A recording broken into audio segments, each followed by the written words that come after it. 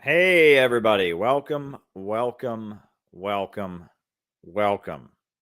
It's great to be here with all of you tonight. It's going to be a lovely, lovely late night conversation. Yet another time, late at night. That's okay. Hit the like button, hit the subscribe button, hit the notifications bell. It's going to be fun. And away we go. Of the American century. I say that the century on which we are entering can be and must be the century of the common man. A radical redistribution of economic power. I mean, we know that racism is just a byproduct of capitalism. Everything would be all right if everything was put back in the hands of the people.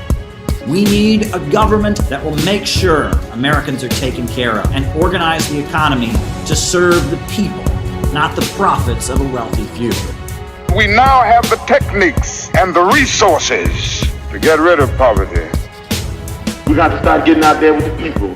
Get out of the movement and get to the masses. We need a government of action.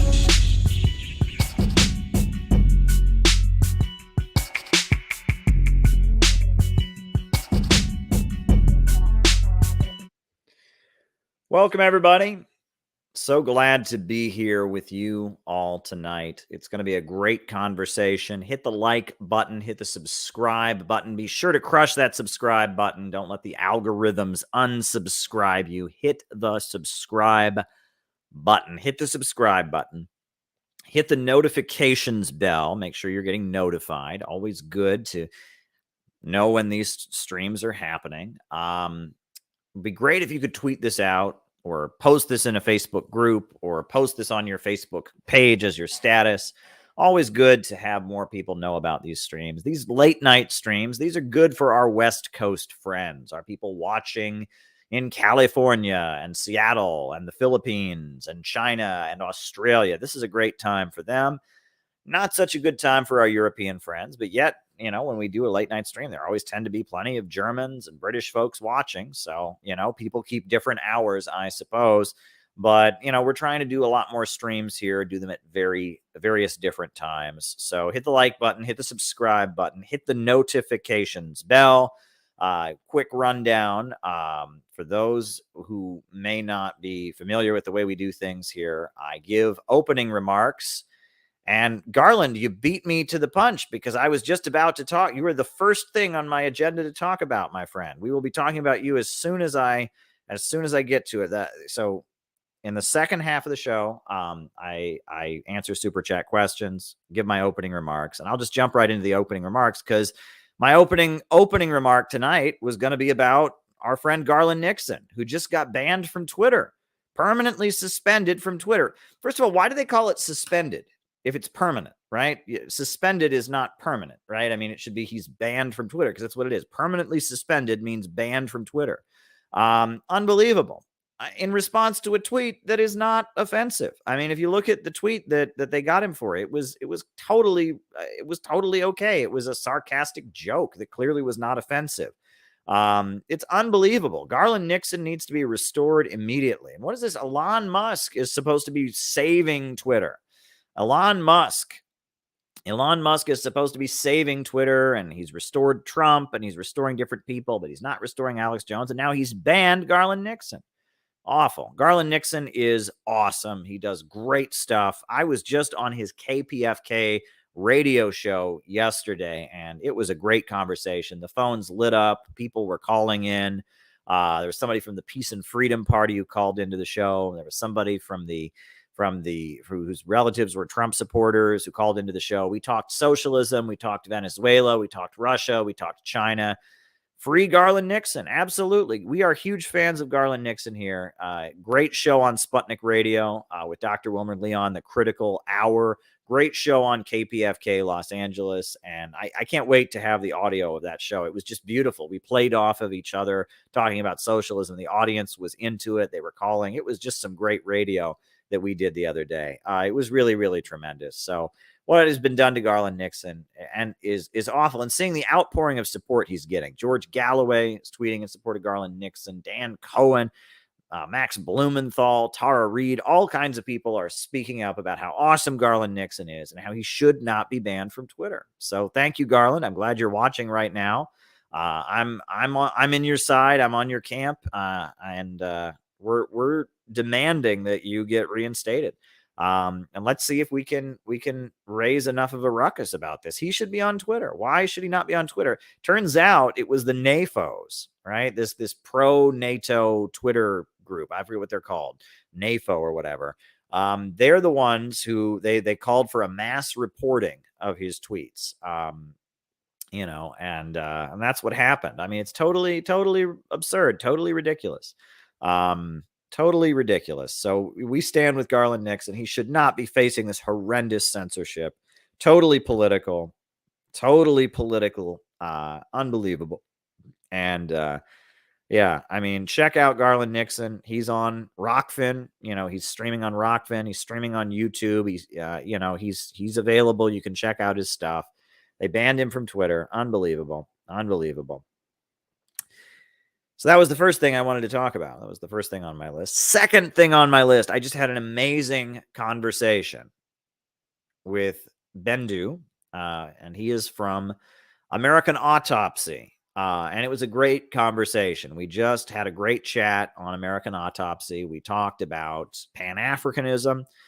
We talked about socialism. We talked about the Belt and Road Initiative. We talked about China. We talked about the history of the civil rights movement in America. We talked about Black nationalism and the communist position on the Black national question. And we talked about relating to Trump supporters. It was an awesome conversation. And next week, Bendu is going to come on my channel. He's coming on here. We're going to have Bendu on this channel. And it looks like very soon we're going to have Jeff Young on this channel as well. So we're going to have some pretty high-level guests here in the next couple weeks, and I'm very pumped and excited about that. Jeff Young, it looks like. We're going to have Bendu on here pretty soon from American Autopsy. It's going to be awesome. I'm really excited. We're moving ahead. We do not stop. We do not surrender. We just keep going. We just keep going. We just keep marching ahead. Yeah, it's going to be great. So we're refusing to surrender, but we're outraged about what they did to Garland Nixon. And, we got a few things to kind of talk about here in our opening remarks for tonight. But I do want to remind you all, for those of you who maybe haven't heard about this yet, I do have this other YouTube channel because really, folks, it is the Q&A that makes this show. Right? This show is really all about the Q&As. I mean, let's just be honest. It's really the Q&As. You guys ask me some great questions. You pitch me a softball and I hit a home run. And so I have set up this other YouTube channel because if I cut every clip and put it on this channel, then the notifications don't work out. So I've set up this other YouTube channel, Caleb Maupin Videos. And this is where I'm posting like clips. For example, last night somebody asked me about Enver Hoxha and Hoxhaism. So I answered it. And so I cut the clip and now it's a video on this channel called Hoxhaism, Overview of Albania Aligned Communism. Right. And I can't post every clip onto this channel because if I do, it'll ruin the notification. So I set up this other channel because the questions that you guys ask are so much of what makes this show valuable. The long Q&A sessions where I just keep answering your super chat questions. You ask me all kinds of questions, questions about socialism and Marxism and anti-imperialism and world events, and I answer them. That really makes this show. It really, really makes this show. That is what the gold that we do here really is. So if you have something you want me to talk about in the second half of the show, just shoot me a super chat and I will write it down. And in the second half of our show, I will answer it. And that is how we will do it. And hopefully, if we have a good segment, you will see it posted on the Caleb Maupin Videos YouTube channel that we just started, where I'm posting the smaller clips so we don't overload this channel. And so please, if there's something you want me to talk about in the second half of the show, super chat me and we will do that. And also go subscribe to Caleb Maupin Videos. That's a good place to keep up with these little clips. All right. Now, what I wanted to talk about, the news item that I wanted to focus my opening remarks on today, is the fact that the president of Cuba, right, the socialist country in the Caribbean, the island that is led by the Communist Party, the socialist country, they sent their president to Russia. And Russia just built a monument to Fidel Castro. I guess we'll start out with the monument to Fidel Castro. And we'll start out with that. They have just unfurled a new monument of Fidel Castro in Cuba, or in Russia. In Russia, right? And I'm gonna pull up that picture for you. We'll start out with that. With the Fidel monument, right? This monument to Fidel Castro that was just unfurled in Russia. Beautiful thing. Beautiful, beautiful, beautiful. Beautiful monument. It's great. It's just beautiful. We're going to pull up the image of it 1 second here. This monument to Fidel Castro was just put up in Russia.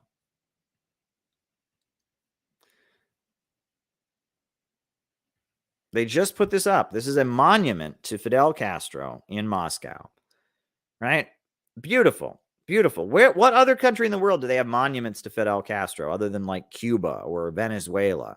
I mean, this is just beautiful. They put up this beautiful monument to Fidel Castro in Cuba, or in Russia, in Moscow. They've got, that is Fidel Castro and his military fatigues and his army boots, and it's beautiful. It's absolutely beautiful. Yeah. And then the president of Cuba was going around Russia today, and we're going to play some of what he said. This was some of his speech before the Russian parliament. Condemning the sanctions, unilateral sanctions, unjust sanctions that are being imposed against the Russian Federation. The cause of the conflict in this area is to be found in the aggressive policies by the United States and the NATO expansion towards the borders of the Russian Federation. The cause of the conflict in the area is the NATO expansion towards the Russian Federation. Yep, he gets it. Cuba has condemned these attempts internationally on a number of occasions, as it has been said on many occasions as well. We are standing for the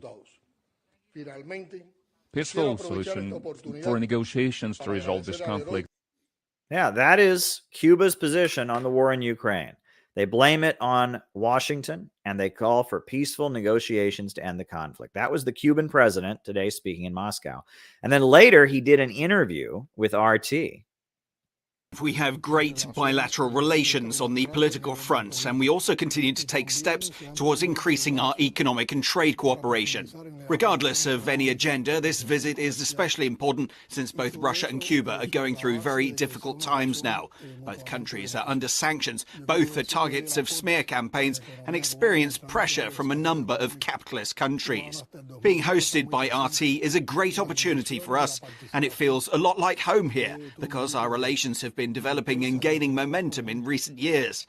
I recall President Putin during one of his visits to Cuba speaking of the need to boost RT's reach in Cuba, and we made it happen. Since March 2020, RT on Espanol broadcasts in Cuba 24/7.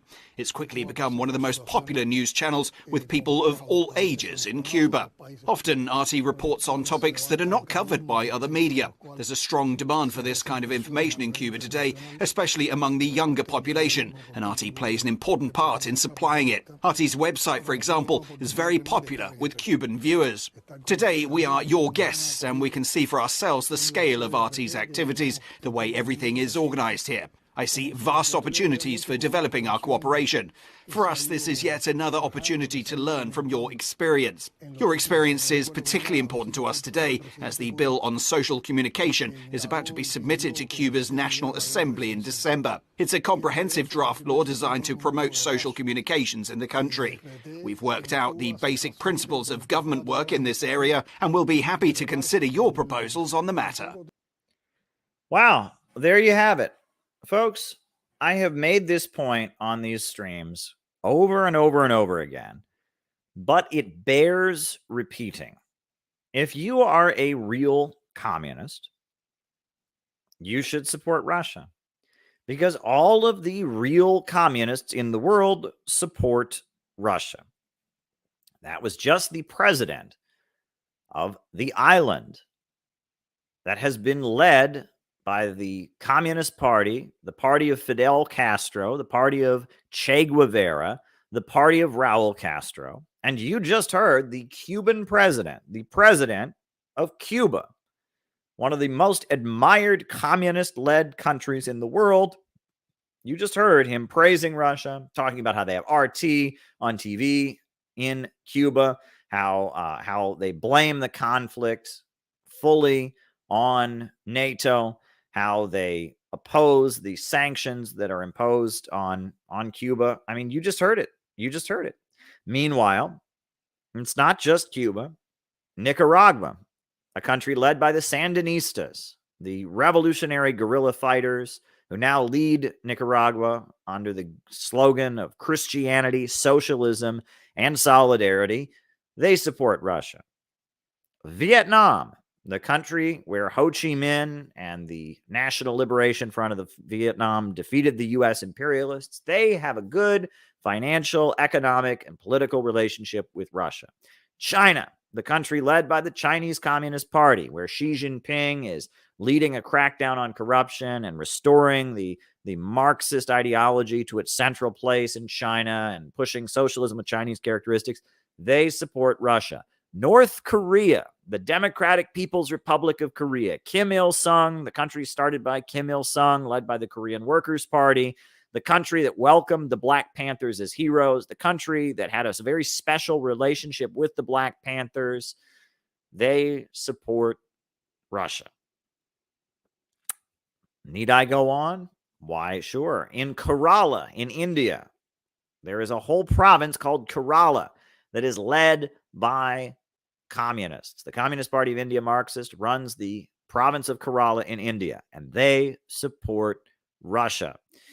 In South Africa, the African National Congress is one of the biggest political parties, and they support Russia. And there's another political party that is more ideologically Marxist-Leninist, and they're a major political party in South Africa, the Economic Freedom Fighters, and they support Russia. And in Angola, the ruling party is the MPLA, the Movement for the Liberation of the People of Angola, a Marxist-Leninist party that came to power by defeating the Portuguese colonialists. They support Russia, right? I mean, I'm just going down the lines here. Communists everywhere in the world, everywhere that communists are in power, they support Russia. Belarus, they call it the last Soviet republic. Belarus, where the Communist Party is the biggest political party represented in the government, where the president, Alexander Lukashenko, is an admirer of the Soviet Union, an admirer of Stalin, they support Russia. I mean, where in the world do you find communists that are in power that don't support Russia? I cannot think of a single place. Rarely are communists so united, right? Generally, the communist world has been divided. 1948, Yugoslavia turned against the Soviet Union. 1961, China turned against the Soviet Union. 1978, Albania turned against China. But now, very good question. Now, at this point, if you look at the map, every country in the world that is led by communists stands with Russia. Every single one. Venezuela, United Socialist Party, they're in power. Marxist Party, founded by Hugo Chavez, Maduro's in power. They support Russia. I mean, the whole communist world is supporting Russia right now. So if you ever want any confirmation that these wokes and that these synthetic left people, these Biden supporters, if you want any further confirmation that they are clearly out of touch and know absolutely nothing about Marxism, there you have it. Because every communist party that is in power, every communist party that is big, every communist party that matters in the world supports Russia. There are very few exceptions to this. Very few exceptions. Right? I'm thinking, you know, all these African countries, you know, Namibia, where you have SWAPO, the Southwest African People's Organization, they support Russia, right? I'm trying to think. I mean, can you think of a single country where the Communist Party is in power, or there's a major Communist Party and that Communist Party doesn't support Russia? I cannot think of a single one. In Portugal, the Communist Party is part of the ruling coalition, and they're facing a Russiagate hate campaign. Why?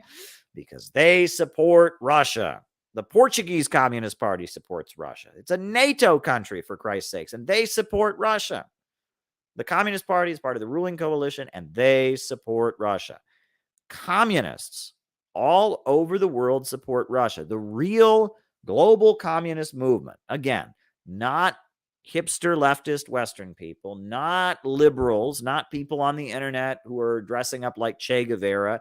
Real communists in this world overwhelmingly support Russia. Now, it's not saying that Russia's a communist or socialist country. That's not what they're saying. But they recognize that Russia is an ally of the global anti-imperialist movement. They recognize that Russian President Vladimir Putin is hated because he put Russia's oil and gas under state control. They realize that that Putin is popular because he's standing up to the imperialists. They realize that the Russian economy is heavily tied in with the Chinese economy, heavily tied in with the Cuban economy, heavily tied in with the Venezuelan economy, heavily tied in with the Nicaraguan economy, heavily tied in with the Vietnamese economy, and that Russia's economy is so intrinsically tied up with the economy of various socialist countries that if they're not a socialist country, even though there's a big Communist Party in Russia, even though the Communist Party in Russia are the biggest supporters of the military operation in Ukraine, they called for it years ago. They've criticized Putin not for doing it, but for not doing it soon enough. The Communist Party in Russia, Russia is clearly, it might as well be a socialist country.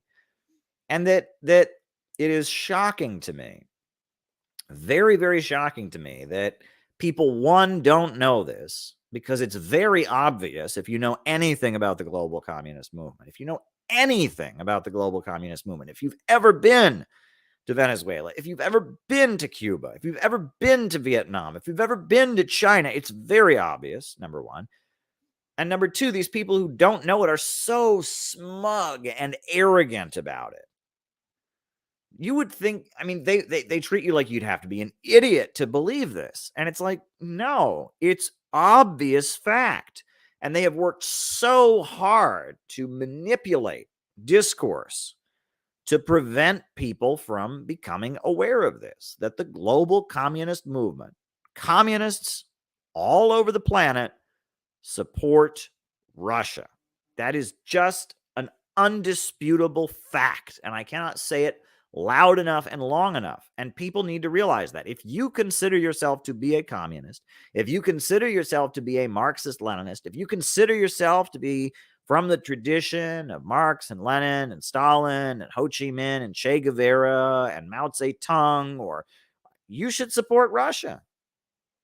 Because the whole global communist movement does.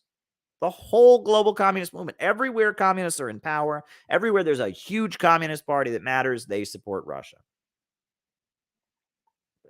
And just because you think you know better, and just because you're afraid of getting pushback on social media, or just because you have this smug arrogance and you think you know better than them, doesn't change the reality. There is a such thing as the global communist movement that does exist.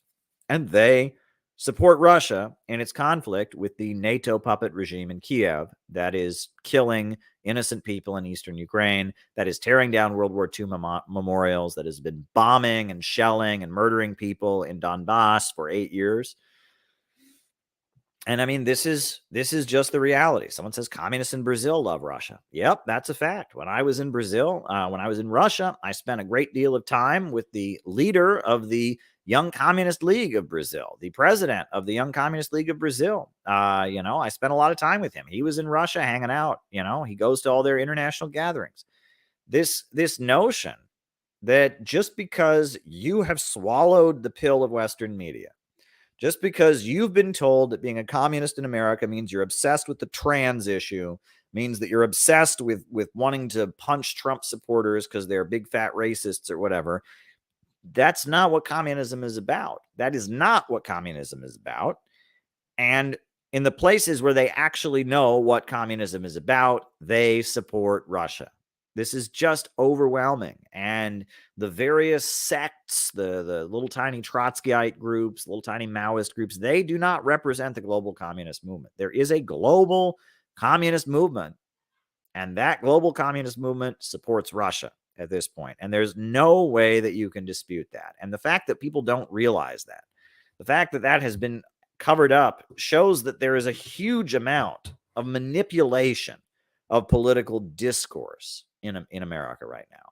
I mean, if you don't think, in order to keep you from knowing what is very obvious, what I just showed you in those videos of the Cuban president in Moscow, in order to obscure that,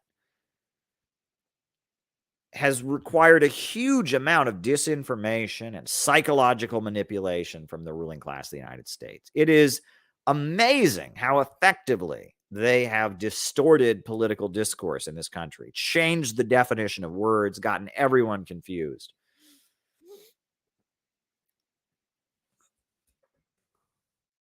Writing it down.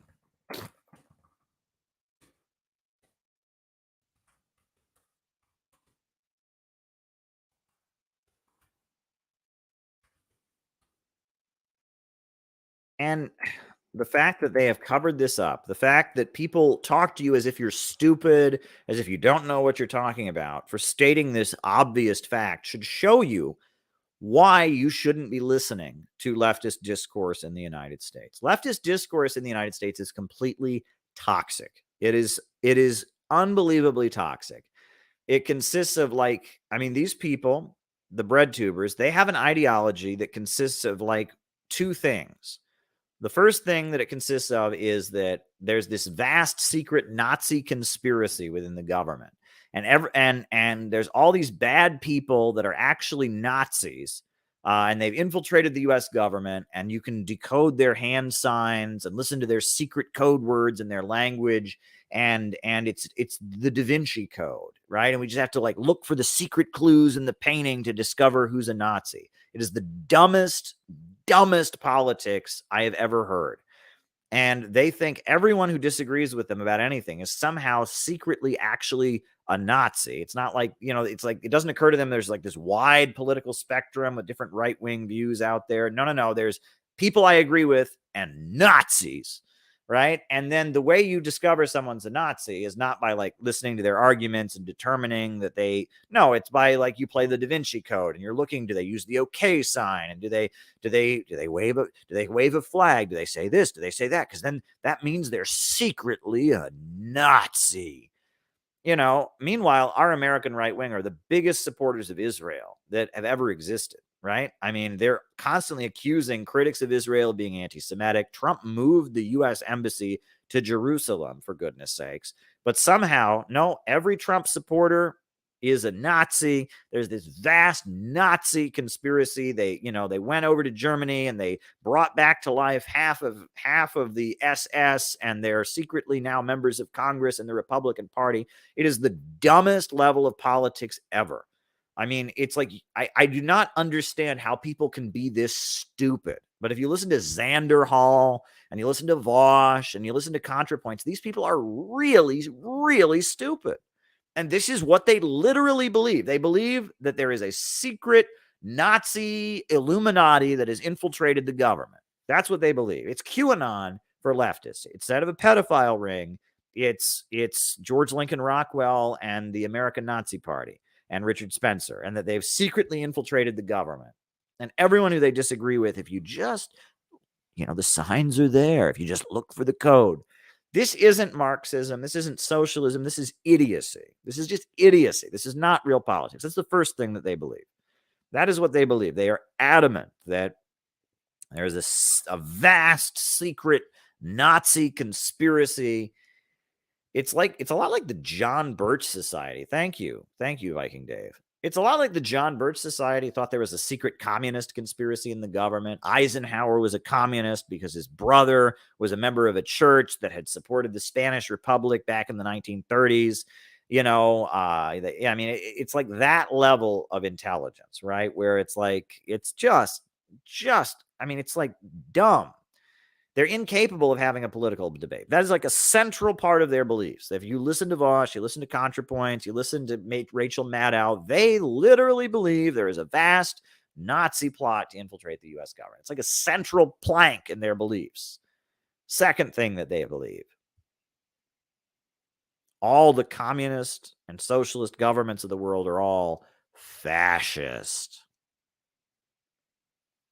Why? Because everybody knows, it's just a fact, everybody knows, that Marx just wanted a bunch of worker cooperative enterprises. Well, actually, Marx makes pretty clear that he's opposed to the anarchy of production, the chaos of the market, production organized for profit, the criticism that Marx has of capitalism, the problem of overproduction, the tendency of the falling rate of profit. All of this is not resolved by having a worker cooperative.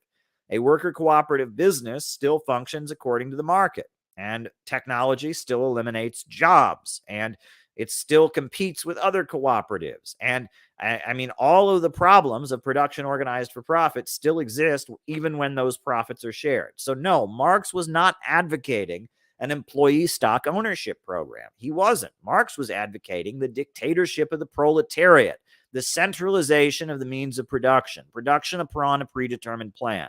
It's right there in the Communist Manifesto. It's right there in Socialism, Utopian, and Scientific. They make it very clear. They want public ownership of the means of production. They want a government of the working class, a workers' and farmers' government.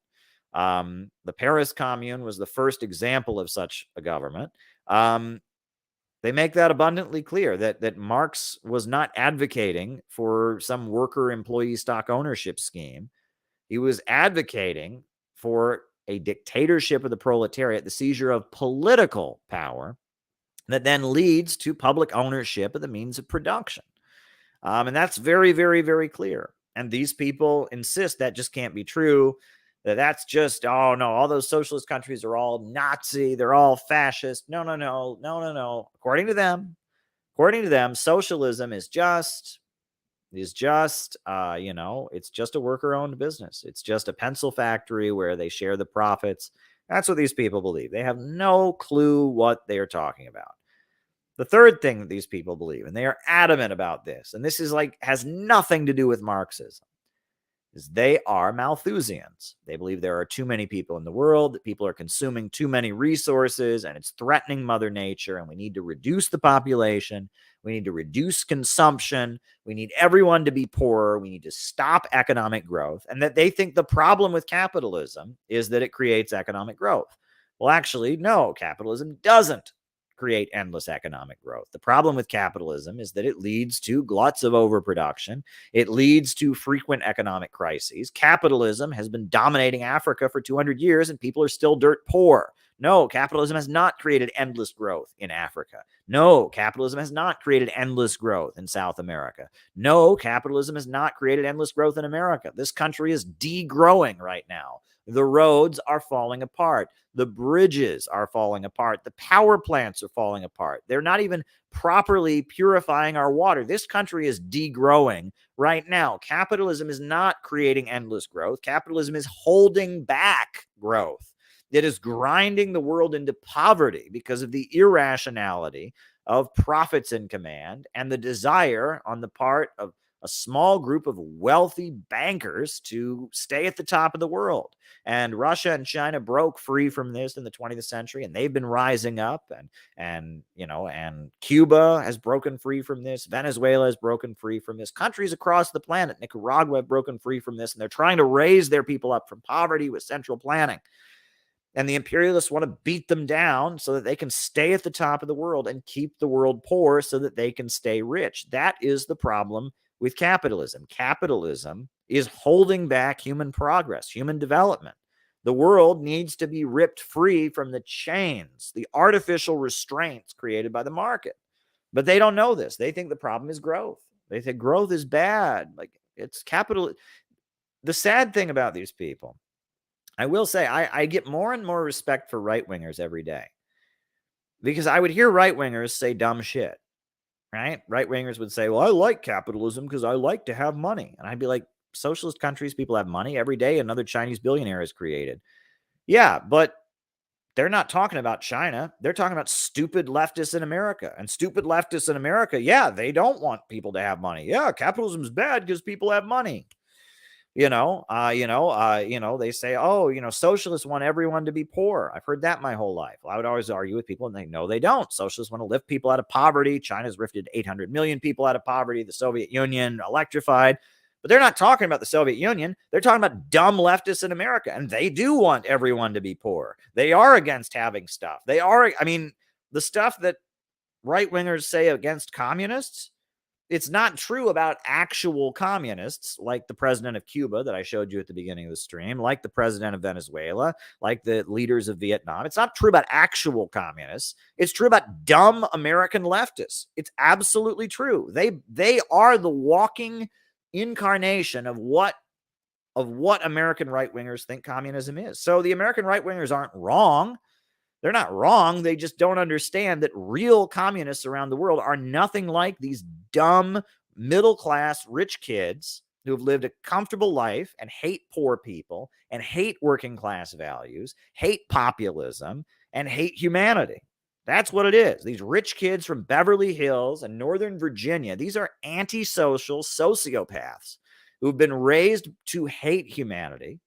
They think that anytime we, the people, start getting together, anytime the rabble start getting together, it's de facto the next Holocaust, right? That communism is actually fascism, that deep down working class people, because we haven't gone to NYU and taken gender studies, deep down, all working class people, we're all potential Hitlers. And if we get into a mob together, next thing you know, we're going to get out the ovens and start gassing people, because deep down, we're all just a bunch of vile, hateful bigots because we didn't get an A+ in gender studies like they did, and we didn't grow up in Beverly Hills and Northern Virginia. It's shocking to me. They hate the working class. They think the working class are vile and evil. They want to control the working class. They want tech censorship. They want to outlaw dissident thought. They don't want anyone to be able to question Big Pharma. They don't want anyone to be able to question the Pentagon and their wars.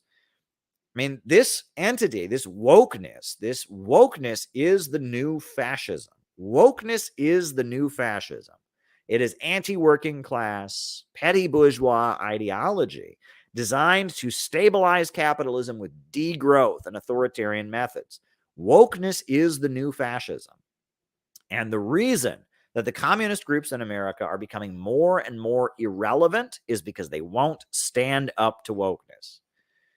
Because if you go along with wokeness, you become irrelevant. You become irrelevant. Absolutely. Absolutely. And if you go along with wokeness, you are writing yourself out of the political conversation. PSL does nothing but tail wokeness. The RCP, they tail wokeness. CPUSA is a woke joke at this point. And as a result, these groups have no influence. And the whole conversation around Marxism is being completely dominated by people who think real communists are Nazis and who have views that are vehemently opposed to what the global communist movement stands for. The global communist movement, as I pointed out, supports Russia. It supports economic growth. It supports patriotism. It wants countries to be stronger and more economically prosperous.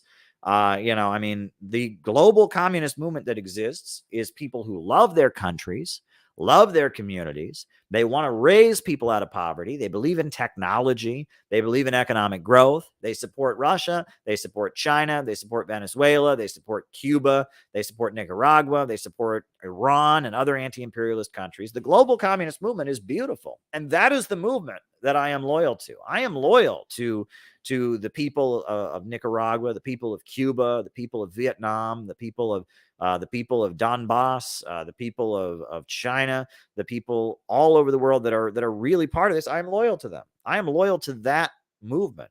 I am loyal to the movement that is struggling to raise people out of poverty, that is struggling to defeat the international bankers and their monopolistic system that is grinding the world into poverty. I am loyal to that movement. I am not loyal to this wokeness. This wokeness stuff is toxic. And as hard as it is, we have to start talking and building an alliance with the people who also oppose it. We have to struggle with them. We don't want to tail after anti-immigrant bigotry. We don't want to tail after, hatred for people on the basis of the color of their skin or police state repression in any way. But at the end of the day, it is the people that are smart enough to not go along with wokeness. Those are the people that are up against the state. The left, the so-called woke left at this point, supports the FBI. They support the FBI. The so-called woke left at this point, they support the Nazis in Ukraine. They support NATO, NATO attacking and attacking the peoples of the eastern regions and provoking a third world war against Russia. These forces are no good. You have to oppose the wokes because the wokes are vile. The wokes are vile, and they are the main danger at this point. That could change. Keep in mind, this could change, right? We could get into a situation where things change, right? I mean, Ron DeSantis, right? People are talking about his history as a torturer and all of that. And sure, it could get to the point where things change and woke could not be the main threat anymore. But right now, woke is the main danger. The FBI is not jailing wokes. The mainstream media is not spreading lies about wokes. Wokes aren't getting canceled on the internet. Wokes aren't being shut down and silenced. It is critics of the liberal order who are the target. It is the MAGA dissidents that are the target. And as a result, those people are more and more being forced to confront the reality of the state apparatus, the reality of things. And it's our job to try and win them to a full-on revolutionary position. And it's difficult and it's not easy. And that's what I maintain. And look what I just showed you, the videos of the Cuban president. If you hate Russia, you're against Cuba. Nobody who says they support Cuba or support Cuba's medical system or admire the Cuban system should buy into any of this garbage, that Russia is the main problem, that progressives should oppose Russia. There you go. And the voices like mine, like Garland Nixon, like others, Max Blumenthal, the others who point this out, we're the ones that get targeted and smeared and silenced. And they have whole elaborate operations just dedicated to trying to silence us. Look what they just did to Garland Nixon. Free Garland Nixon, restore Garland Nixon to Twitter. It is unbelievable. So I just wanted to kind of talk about that for my opening remarks. Not too long opening remarks. I'm pretty tired. I've had a pretty busy day today. Got up, I did my work for RT. I went to the gym. I put my wife and I, we spent a long time putting this couch together. We assembled this couch. It was quite a bit of work, and I'm working on different things. Did a great conversation with Bendu. I'm arranging some other things. I've got this new book that I'm going to finish, and we're streaming quite a bit. We need to stream quite a bit. It holds this community together. We have great conversations. I'm glad to be here. And so, hit the like button, hit the subscribe button, hit the notifications bell. And why don't we start doing our roll call? Names and locations. I will call you all out as I see you. Names and locations. And we'll start answering super chats after that. If Shuganov took power in Russia in a non... All right.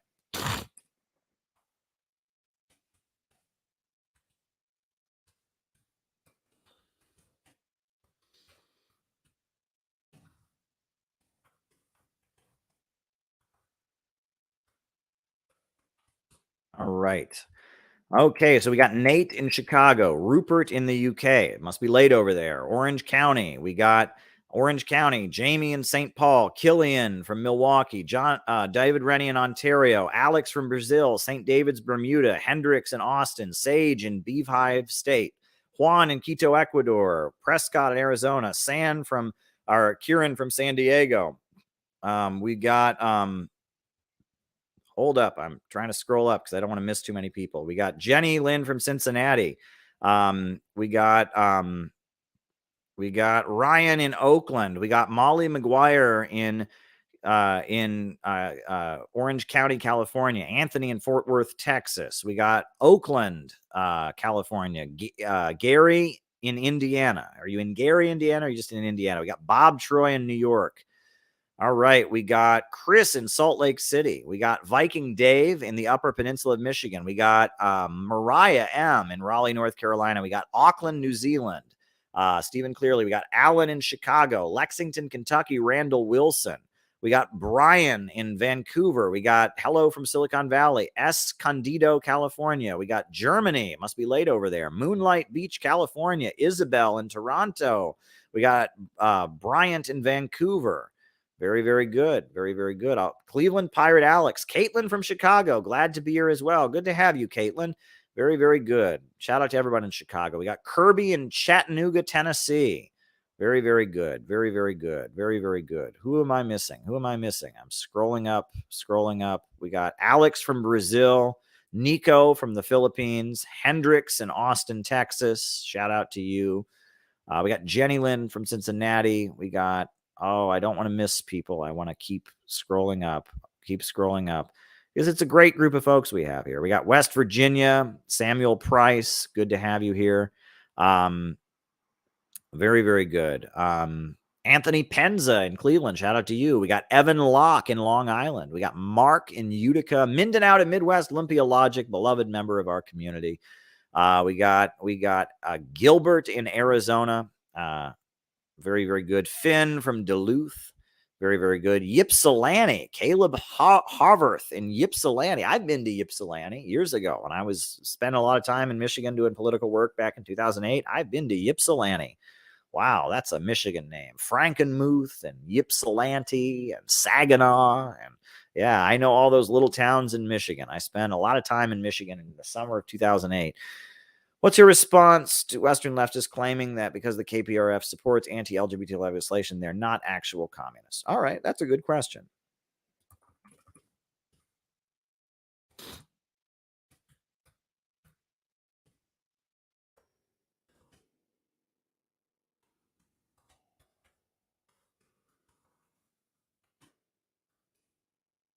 All righty.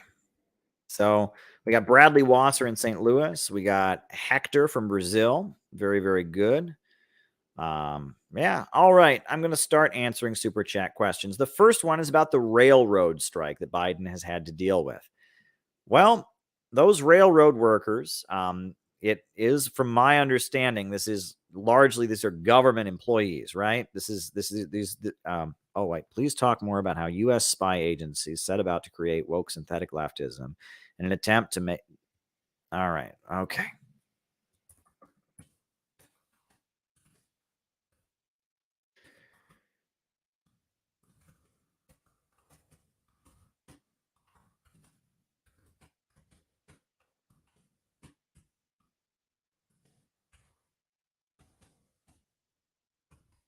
Now, a lot of these railroad workers are government employees, right? And the railroads are technically managed by the state. There are a lot of private companies that do railway work, but a lot of these are government employees, right? And that it is considered the duty of the federal government to maintain Amtrak and to make sure that the railroads continue running.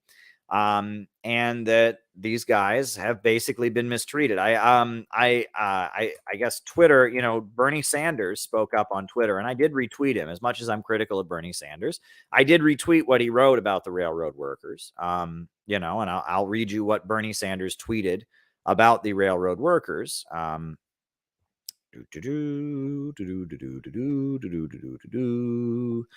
I'll pull up. Bernie Sanders tweeted out in support of them. I mean, it sounds like Biden may have made them a lot of promises to get things to slow down before the election.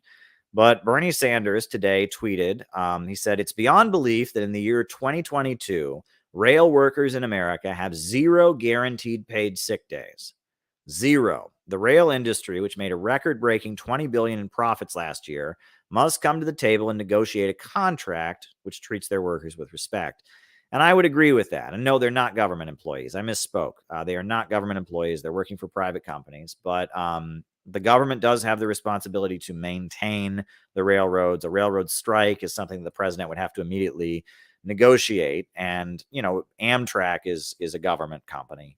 But most railway workers are working for private employers. And the fact that many of them have 0 paid sick days, that's a problem, especially in a job like the railroad.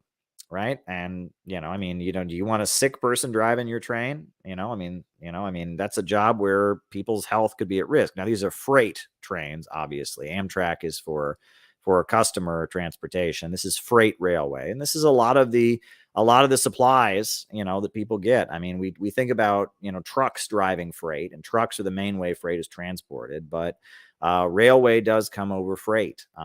So, yeah, and a railroad strike would cripple industry in the United States very quickly. A lot of factories would stop producing because they depend very much on supplies that are delivered by railway.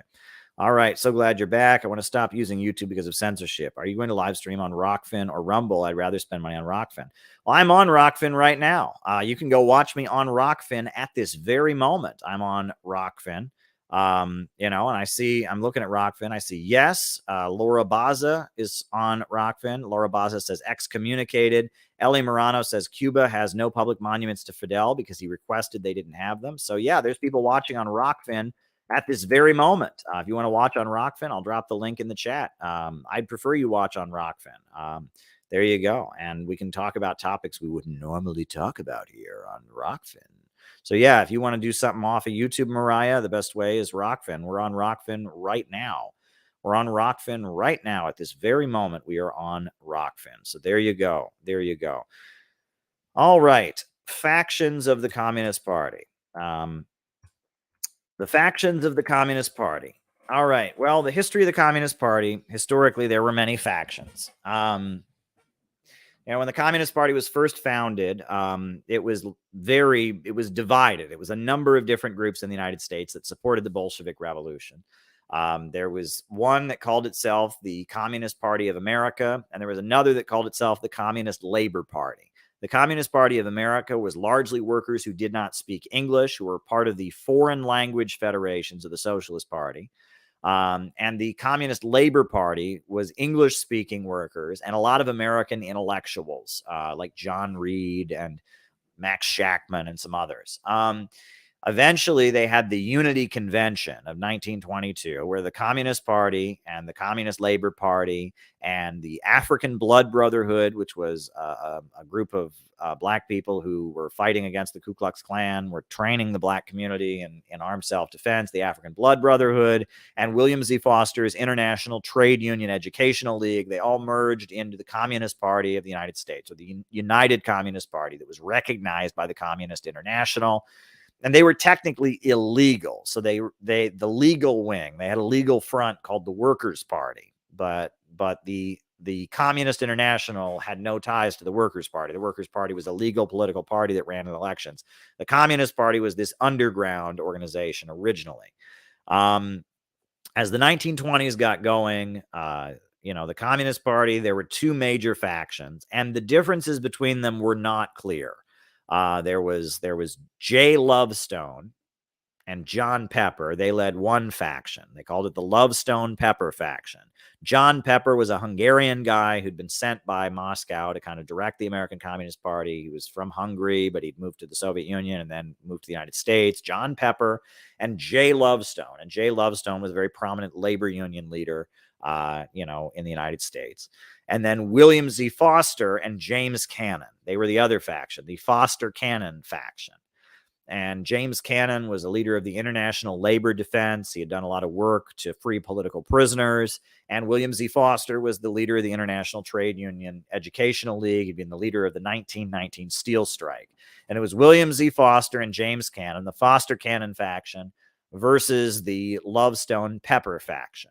And the two factions, they fought against each other very bitterly. And it wasn't clear what they disagreed about. It was more just a kind of political turf war that various people were aligned with this guy and other people were aligned with this guy. And They both hilariously, if you read Stalin's speeches to the Communist Party that he gave in 1927 or 28, he criticizes both factions. He sat down William Z. Foster and Jay Lovestone and criticized them both because they were both calling themselves Stalinists.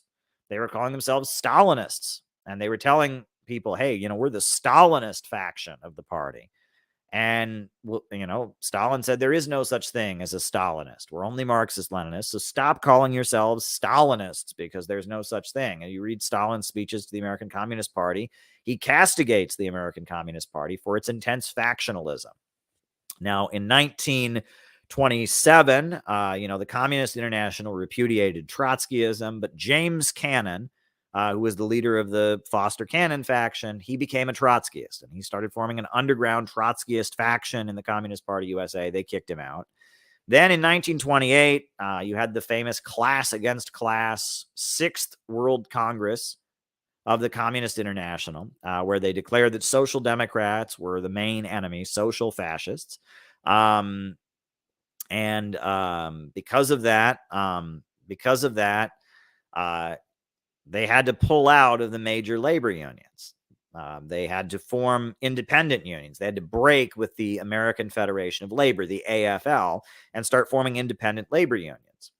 Well, Jay Lovestone didn't want to do that because his whole career had been building up support within the major labor unions.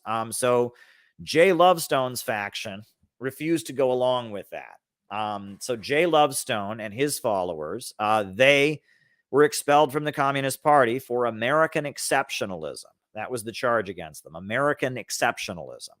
And they were kicked out of the Communist Party. So it was the William Z. Foster faction that moved into the leadership of the Communist Party as the Communist Party moved into the Great Depression. And when the Great Depression hit, 1929, William Z. Foster and his followers were the leaders of the Communist Party. And that's particularly important and interesting because William Z. Foster's faction, you know, William Z. Foster had been the leader of the steel strike of 1919, and his roots were in anarchism. He was an anarcho-syndicalist. He came out of the IWW. He eventually formed the Syndicalist League of North America.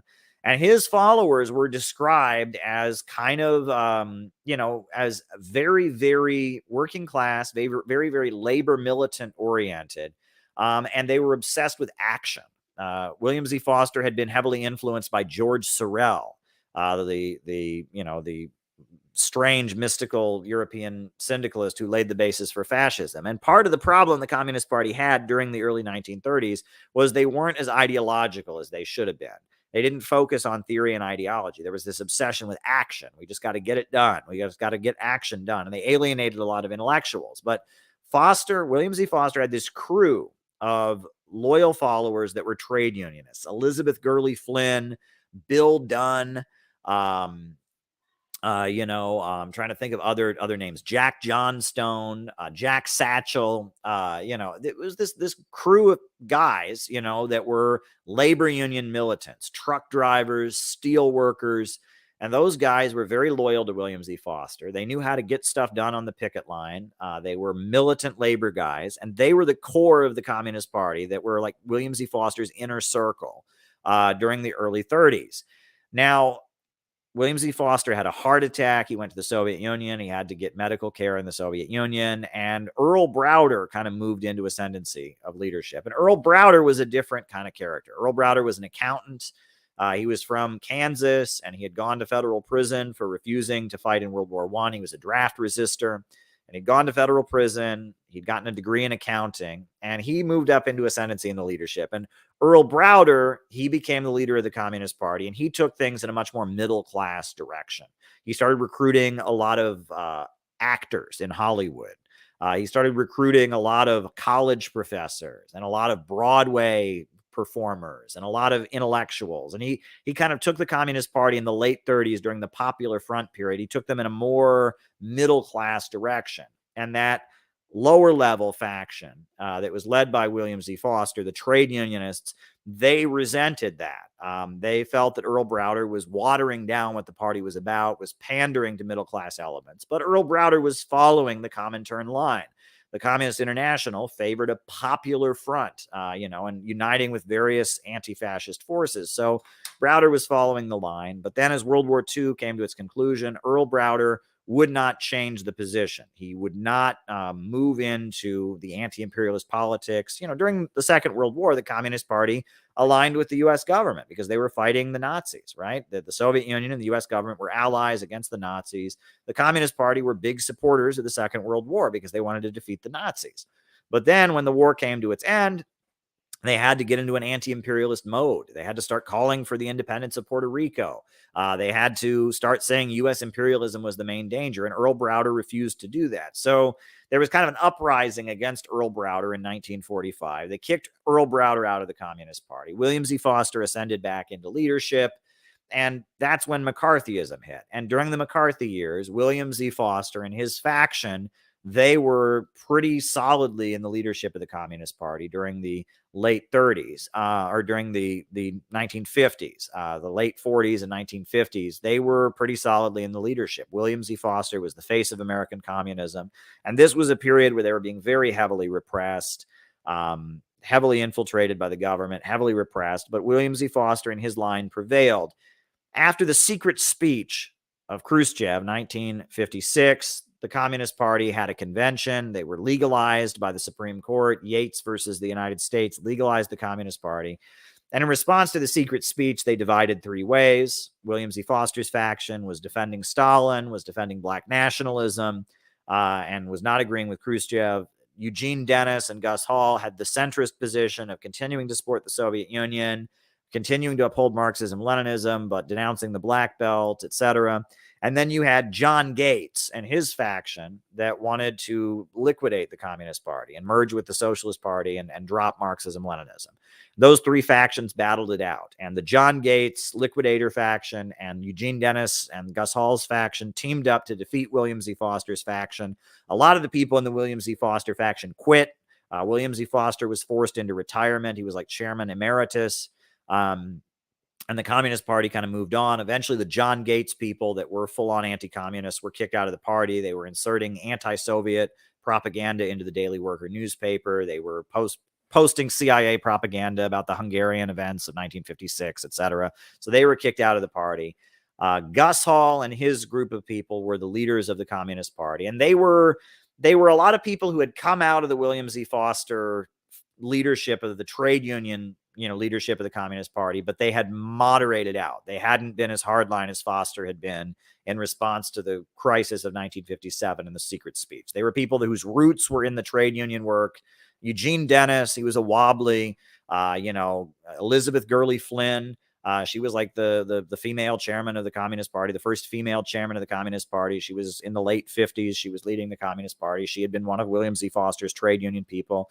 Gus Hall had been a steel worker in Youngstown, Ohio, had gone to prison for trying to blow up a bridge during a strike. Allegedly, of course, he maintained his innocence, but he was charged with trying to blow up a bridge to support the steel workers during the Youngstown steelworkers strike. And, these were labor militants, labor union militants. And they were grouped around Gus Hall, and Gus Hall was the leader of the party. Gus Hall went to prison for quite some time. He got out of prison. Gus Hall got out of federal prison, and he was running the Communist Party.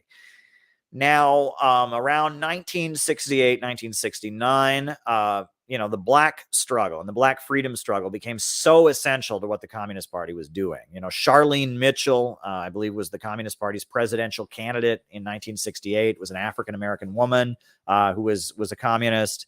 And there was a thing called the Che Lumumba Club. And the Che Lumumba Club was a black-only club of the Communist Party. It was like a group of black intellectuals led by Angela Davis that joined the Communist Party, African-American intellectuals who joined the Communist Party, and they were called the Che Lumumba Club. And it was because of the fact that the black freedom struggle was so essential to what was going on at the time with the Black Panthers and such, that the Che Lumumba clubs came into the Communist Party. Now, Angela Davis's history was with the Frankfurt School. She had trained under Herbert Marcuse. She had studied in West Germany. Her history was with the synthetic left, basically. But she moved back to the United States. She was this very well-known African-American scholar. She made a very big public display of joining the Communist Party. She was then fired from her job at UCLA because under California state law, it is illegal to have any Communist Party member employed by the state of California. So she was fired from her job. And Angela Davis was this celebrity who was the leader of the Che Lumumba Club. She did educational work for the Black Panthers, and she entered the Communist Party 1968-69. She joined the Communist Party. So you had Angela Davis and her faction, and they were very much kind of taking center stage. Gus Hall was the chairman and the leader of the party, but you had Angela Davis, and Angela Davis's group was where a lot of the energy was. And I guess if you want to fast forward to the 1980s, that Gorbachev wing of the Soviet Communist Party was getting a lot of covert support from the Angela Davis wing of the Communist Party. They were doing all kinds of stuff to try and prop up Gorbachev. And, the Gus Hall leadership of the party was very silent about Gorbachev. The global communist movement was criticizing Gorbachev, realizing that Gorbachev was doing things that were dismantling the Soviet Union. But Gus Hall and the leadership of the Communist Party were largely silent on the issue because of the fact that that there was division internally, and they were taking orientation from the Soviet Union. They didn't want to say anything that would be seen as criticizing or opposing the Soviet Union. I actually have one of their books, if I'm not mistaken. I have like a book that does.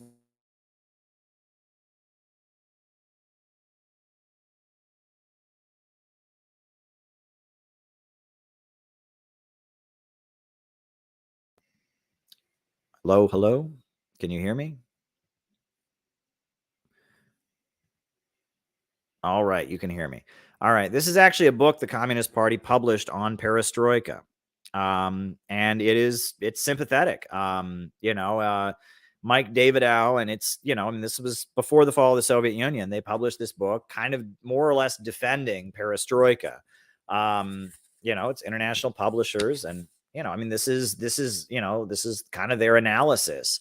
And they were more or less supporting perestroika because they wanted to support the Soviet Union. And there was a layer of the Communist Party's leadership that were more or less reformists.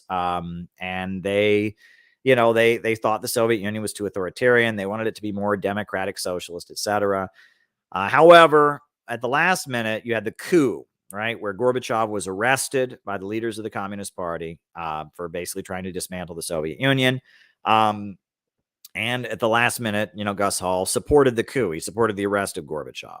A number of members of the Communist Party resigned immediately. Now, the World Festival of Youth and Students, which is the global communist gathering, it happened in Pyongyang in North Korea in 1991.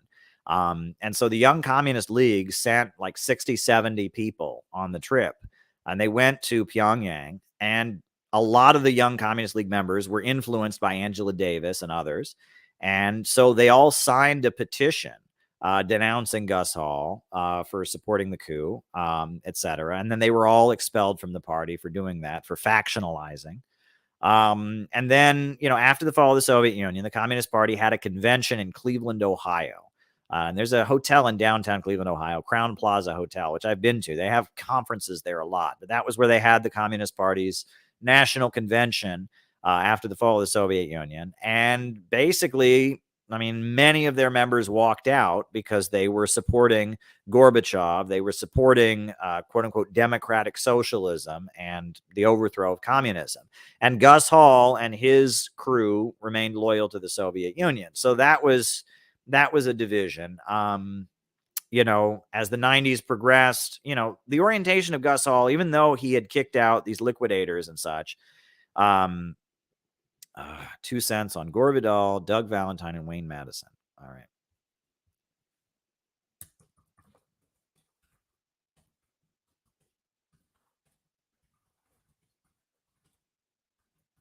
All right.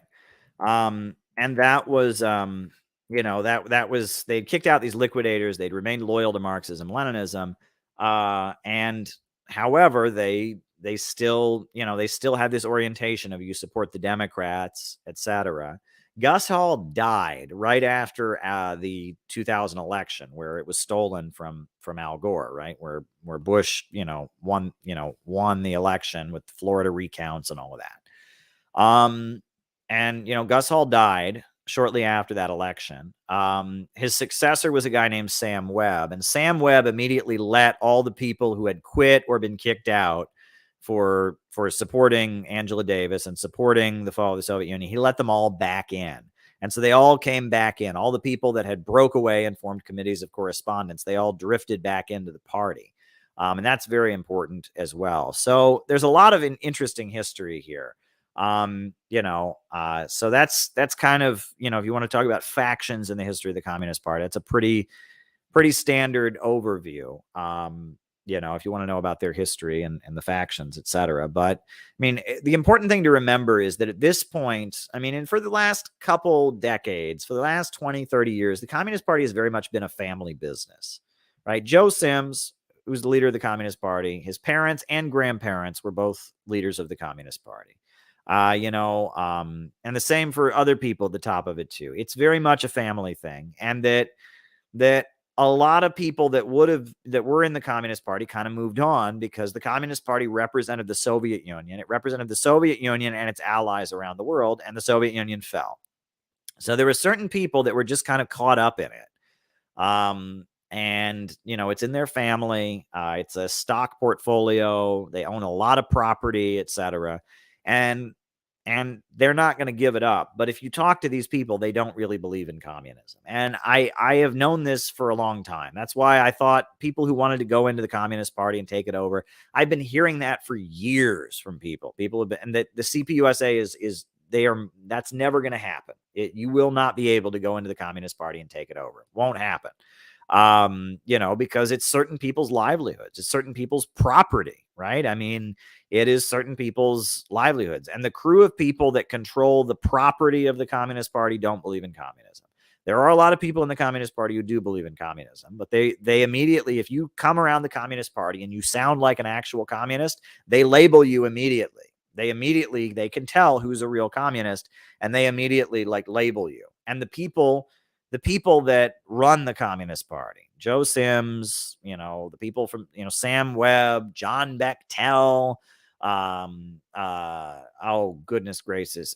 What other names are there? Judith LeBlanc. Those people don't believe in communism. Just talk to those people for 2 minutes. They don't believe in communism. They are liberals, right? They are liberals. They believe in the Democrats and Barack Obama and Joe Biden, and Trump is a Nazi, and they do not believe in Marxism and communism in any conceivable way, okay? And they're not interested in class struggle. They haven't read Marx. They're not communists. And if you come around and you are a communist, they will immediately figure it out just from the way you talk, and they will make sure that you don't get any access to anything. And for years, it's been this way. That's why, I've always wanted to talk to people who join the Communist Party because they think it's a real communist party, but it's not, right? It's not. And I had never had any illusions of infiltrating or taking over the Communist Party because you can't, right? It's rigged. And the people that get power within the Communist Party, those people are people that have been vetted to make sure they're not real communists. So there you go. It's a long answer. Next question. What was the Hard Hat Riot? Well, that was in 1970, right? 1970, Richard Nixon was president. In the spring of 1970, Richard Nixon admitted that the war in Vietnam had expanded to Cambodia, right? The war in Vietnam was going on. It was very unpopular. And he got on TV and admitted that the war in Vietnam had expanded to Cambodia. And so because of that, the protests on college campuses erupted immediately afterwards because all these young people had been protesting. They wanted to end the war in Vietnam, and then it had expanded to a whole new country, Cambodia. So there was a wave of protests on college campuses around the country. Kent State University, May 4th of 1970, 4 students were shot down and killed by the National Guard.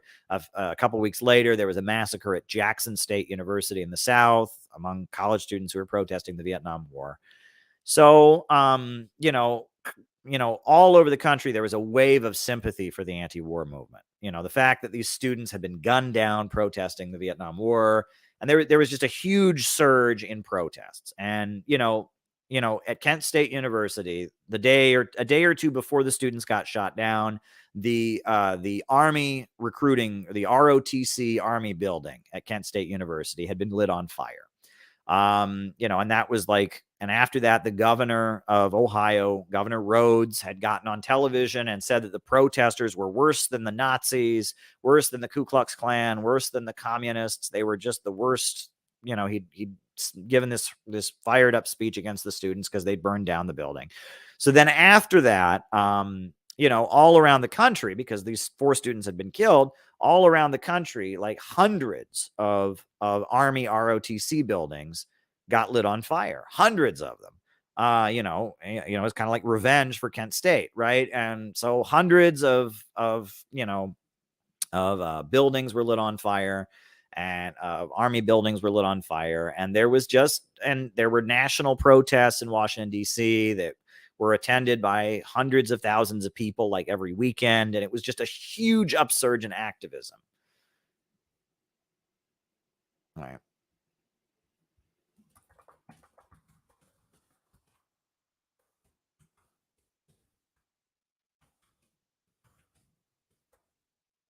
It was just a huge upsurge in activism. So, Richard Nixon was the president. And of course, the students all hated Nixon. They would it was really common. And it's funny because you can't do this now. But, things have changed, right, in terms of protest culture. But one of the very common things that students would do during those days is where they would say, Heil Nixon and Hitler salute. And the whole crowds of people would say Heil Nixon and Hitler salute. The message being that Nixon is a fascist. Nixon is like Hitler. And that was a really common thing that the anti-war protesters would do during those days, is they would, shout Heil Nixon, and they would all do the Hitler salute over and over and over again. These whole crowds of hippies would be shouting Heil Nixon and Hitler saluting.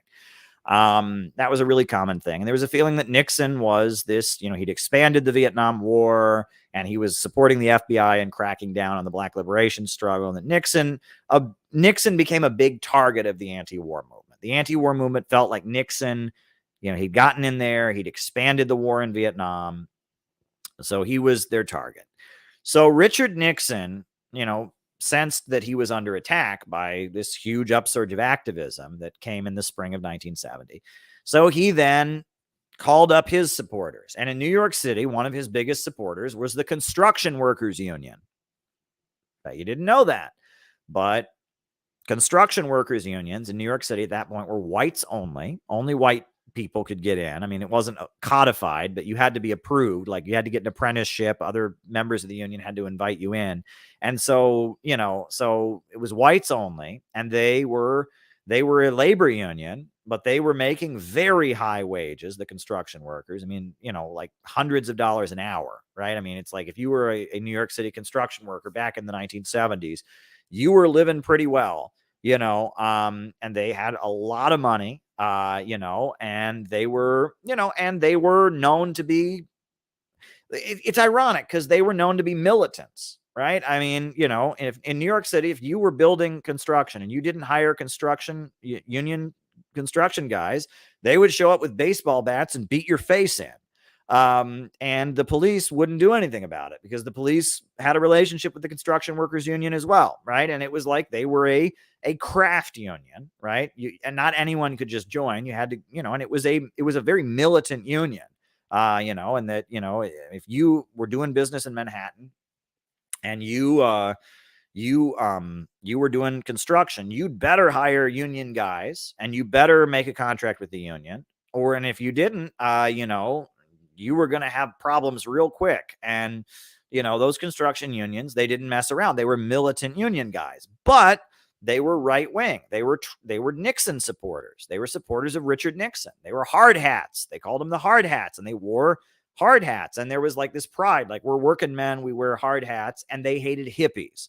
The perception was hippies didn't work, right? Because there was a very strong economy in the United States back then, right? It was very easy to get a job in the 1960s, early 70s, right? And there was a perception of hippies. Hippies were these long-haired kids who didn't want to work, didn't want to get a job, just wanted to use drugs all day long, right? And New York City, Manhattan was full of hippies in those days. And in fact, there was a building in lower Manhattan that had LSD. It was in Greenwich Village. It was a building. It was like a whole building, and it said LSD on it, and it was for the League of Spiritual Discovery.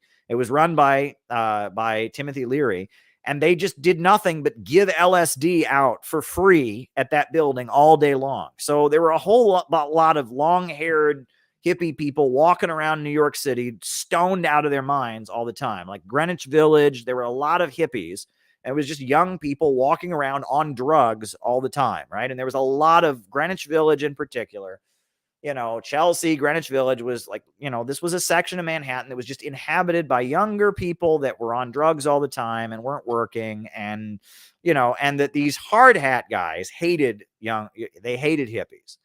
So after the Kent State Massacre and after the huge upsurge of protests, Nixon, I mean, we don't know directly, there was a direct phone call or whatever, but Nixon supporters that were in the construction workers unions, they assembled with hammers and tools and other weapons, and they started attacking anti-war protests and beating people up with weapons. And it was called the Hard Hat Riots. And it was May of 1970. In the aftermath of the Kent Massacre, all of a sudden there was an explosion in all over New York City, mobs of guys in hard hats, construction hats, would roam the streets. I mean, it started out, they attacked a big anti-war protest that happened. And then after that, they started going up and down the streets of New York, beating up random hippies. They would see young people with long hair and wouldn't doing anything. They were just sitting there having long hair, and they'd say, "You faggot, you queer," and they would beat them up and you know, beat them up pretty badly and injure them. And it was not good. I mean, it was a fascist kind of mobilization, right? It was their pushback against the anti-war movement. They supported the anti-war movement.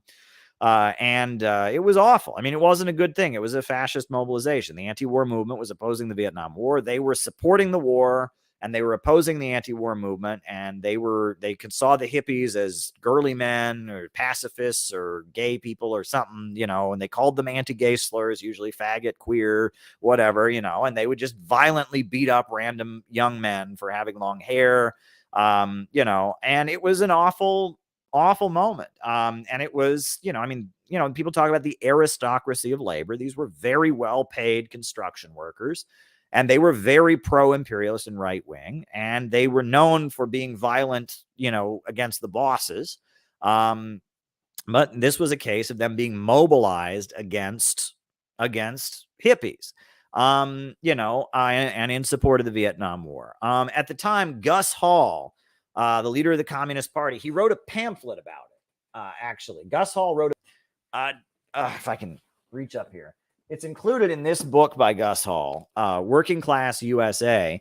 Gus Hall wrote a short pamphlet directed to the construction workers called Hard Hats and Hard Facts.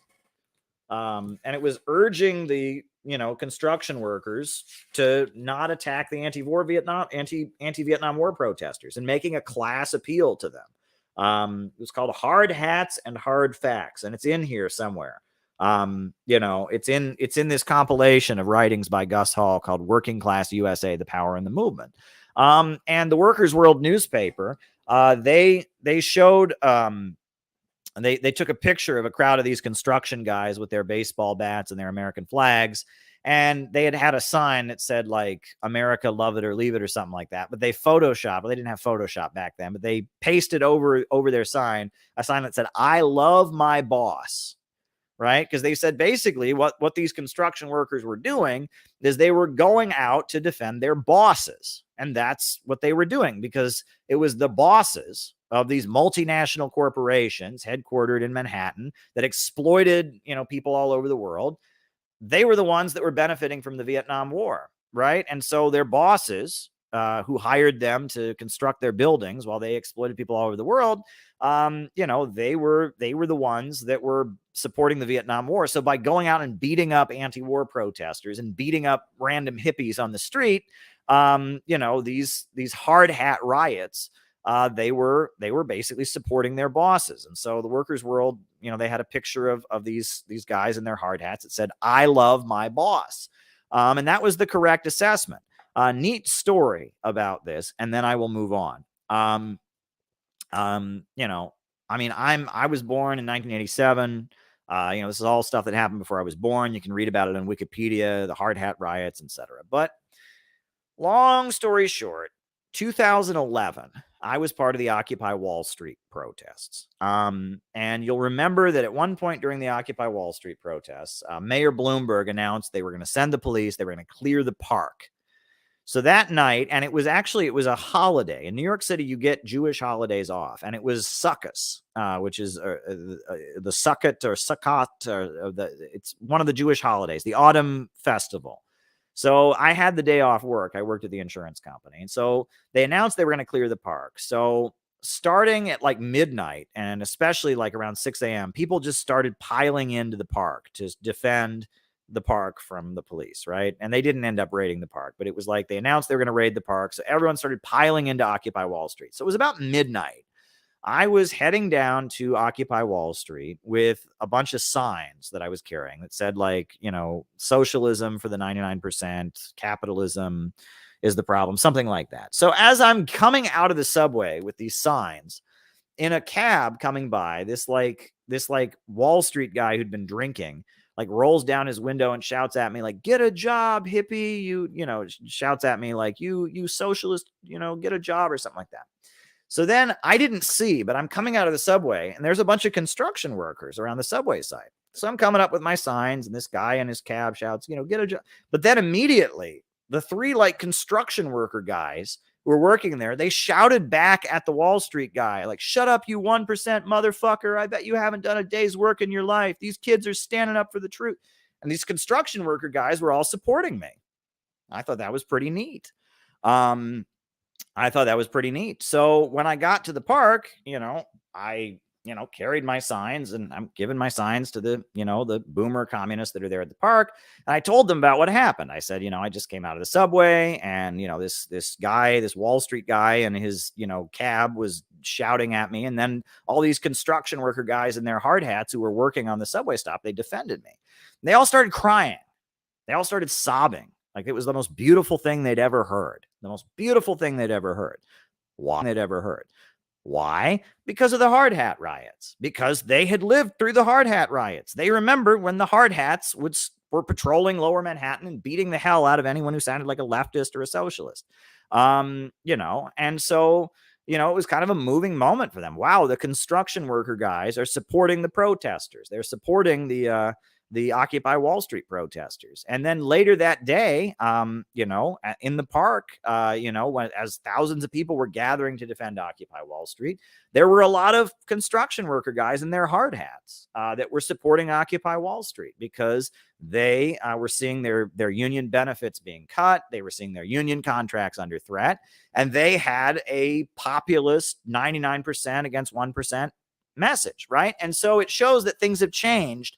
And it was a beautiful moment, but you really need to take that to heart. We need to be populists now. It makes sense why people weren't populists in the boomer years, because populism back in those days meant the silent majority. It meant the Hard Hat Riots. It meant Nixon, love it or leave it. But nowadays, we can, as communists and Marxists and anti-imperialists, speak for the 99%. So we shouldn't shy away from populism.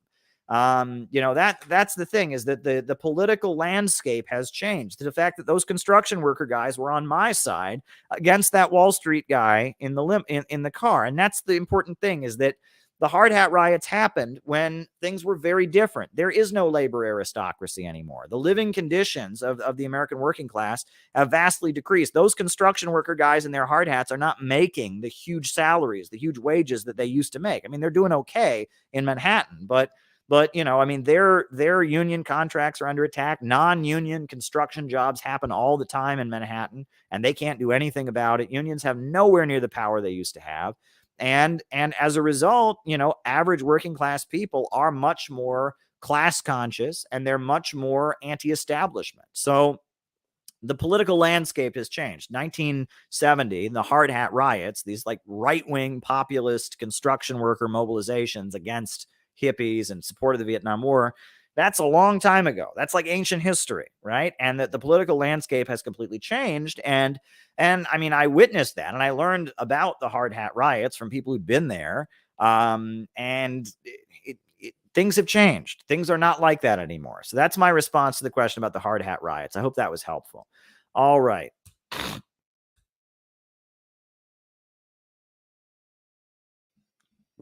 Is the global communist movement's support for Russia directly correlated to their Soviet past?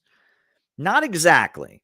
All right, there's a number of factors. The main reason that the global communist movement supports Russia, I would say, is because the global communist movement is up against U.S. imperialism. It is U.S. imperialism that is trying to destroy Cuba. It is U.S. imperialism that is trying to destroy Vietnam, trying to destroy China, trying to destroy Nicaragua and Venezuela. And Russia is an ally against U.S. imperialism. And Russia is economically tied in with these countries, right? And yes, those economic ties probably started during the Soviet years, but they continue. And the more Russia becomes at odds with the U.S. imperialists, which at this point, I mean, no country is more hated by the U.S. imperialists than Russia at this point. At this point, they're going to be more and more economically tied than ever. So there's an economic tie. Russia is economically tied in with the socialist and communist countries of the world. The communist countries of the world are up against U.S. imperialism, and U.S. imperialism is backing NATO and is NATO and up against Russia. But the other thing is that even if that wasn't the case, if you just told the facts to any communist, right, you got a group of people that are tearing down World War II memorials, outlawing the Communist Party, that are Ukrainian nationalists fighting against people who are proud of their Soviet history, who are mobilizing the Communist Party. I mean, it's like it's a no-brainer, right? If it wasn't for all the crazy disinformation and efforts to obscure this, for any communist anywhere in the world. Now, do you support Ukrainian nationalists who admire Nazi collaborators, tear down World War II memorials, are persecuting people who support Russian, or who speak Russian? Or do you support the people who are voting for the Communist Party, who are proud of their Soviet heritage, who are proud of the defeat of the Nazis? I mean, it's like a no-brainer. It's a no-brainer. Supporting Russia is a no-brainer. The only reason Western leftists don't get this is because there's a huge amount of disinformation, and they're just not thinking, right? And that even if it wasn't for the economic relationship Russia has with these countries, even if it wasn't for the common enemy of U.S. imperialism, I feel like any communist who knew the details, it's like there's a narrative of the history of Ukraine. And one of the narratives is a pro-Nazi narrative that's anti-communist, and one of them is a pro-communist narrative that's anti-Nazi. It's like a no-brainer. So there you go. There you go. All right. If Zhuganov took power in Russia in a non-rigged 1996 election, would Russia be just as anti-imperialist? Well, you got to be careful with those hypotheticals now, because you don't really know. You don't know. We don't know what would have happened. Would he have been allowed to take power? Would there have been a coup? Like, every historical event that happens for a wide variety of very complicated reasons. So to say, what you just said, well, if only Zhuganov had won the election in 1996, we don't know. Now, the main reason, and as a Marxist, I will point this out, that underlying it all is economic forces. The reason that Russia is in a confrontation with U.S. imperialism is not because of the ideology that they espouse. It's because of the economic foundations of the country. Because Russia has rebuilt its economy by centering it around oil and gas and becoming a competitor with Western capitalism. And that's why they hate Russia. So if Zhuganov had taken office in 1996 and somehow made Russia once again a competitor with Western capitalism, Russia would be forced into such an anti-imperialist position. Zhuganov has always been very anti-imperialist, has always been very anti-austerity, anti-neoliberalism, anti-Yeltsin. There's a fair amount of Russian nationalism mixed in with his Marxism and communism. But the USA doesn't fight with countries because of their ideology. It fights with countries because they exist. It doesn't want competitors. That's the important thing. And that these fights are based on material economic foundations. There is a material contradiction between the oil and gas state-run companies of Russia and the oil banking monopolies of Western capitalism. There is a material contradiction there that is driving this. Is he the Liberal Democratic Party guy? I mean, I think you mean the Liberal Democratic Party guy, but it's been a while. Zhirinovsky. Yeah, he's the Liberal Democratic Party guy, right? Yeah, the Liberal Democratic Party guy. Okay, on my list. All right. Zhirinovsky.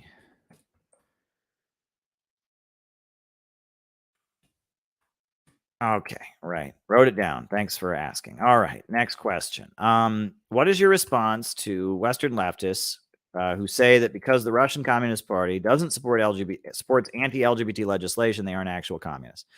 Well, they need to pull their head out of their ass. I'm sorry, but it's just like, yeah, I'm for LGBT rights. Yeah, I don't support suppression of the LGBT community. But you do realize that for the bulk of communist history, the overwhelming majority of communists in the world thought that homosexuality was bourgeois decadence, right? And you do realize that, right? That Stalin outlawed homosexuality in 1928. And the Communist Party of the United States did not allow gay people to join until like the late 80s, right? They had a ban on any homosexual members. That the Maoist communist groups openly said that homosexuality was a form of bourgeois decadence. If you went to Cuba until the 90s and you asked about homosexuality in Cuba, they'd say, we don't have that here. We're not a Western bourgeois country. That's a disease from capitalism. If you went to the Soviet Union and you asked about homosexuality, they would say the same thing. We don't have that here. That's a disease from capitalism. If you went to China, they would say the same thing. Like, I mean, the overwhelming majority of communists throughout communist history have been anti-gay.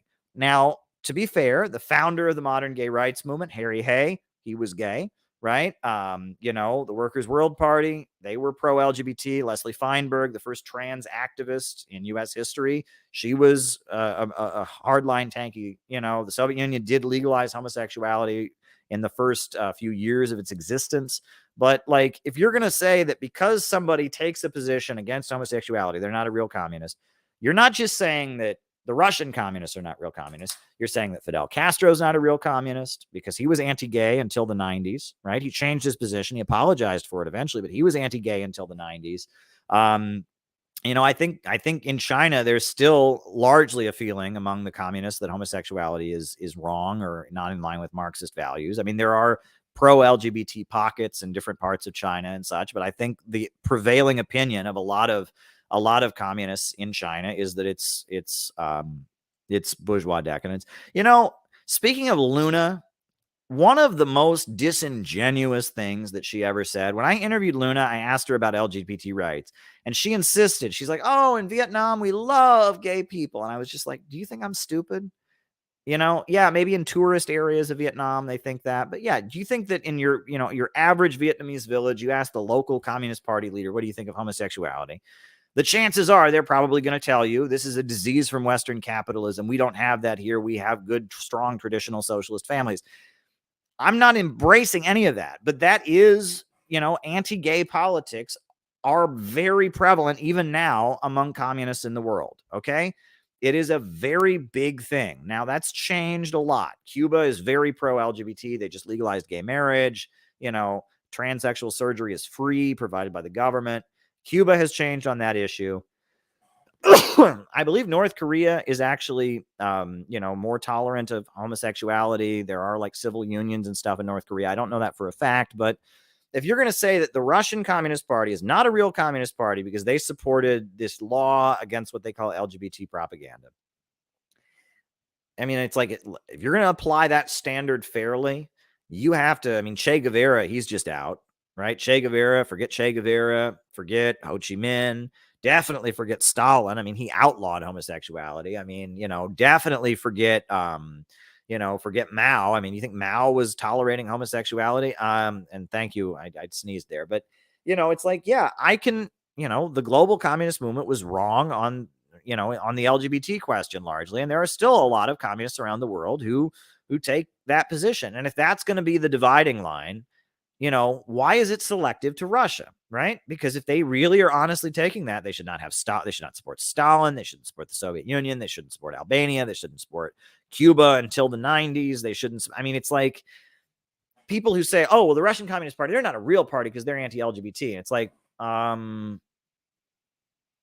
Really, I don't see you applying that to all the other parties. It's like, yeah, the Russian Communist Party, I would say probably from what I understand, the majority of Russian communists probably feel that homosexuality is a disease from capitalism. They probably say that, we didn't have this before the fall of the Soviet Union, but I'm sure I bet there is a group of Russian communists that are probably pro LGBT, but they're not the majority.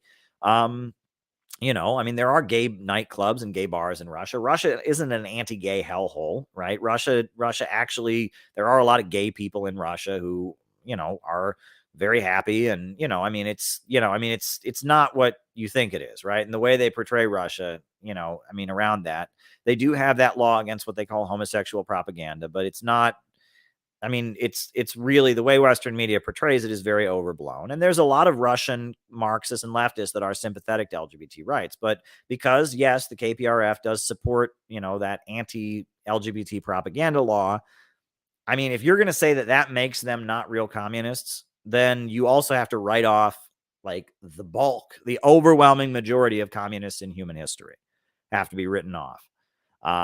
Because, the bulk, it wasn't until the 80s and 90s that communists anywhere started talking about LGBT rights. There's some exceptions, like right after the Russian Revolution, the Workers' World Party was always pro-LGBT. The ISO, like the Trotskyite group, they were always pro-LGBT. But beyond that, communists generally took anti-gay positions, right?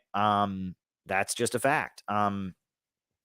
Do Western NGOs and anti-imperialist countries make LGBT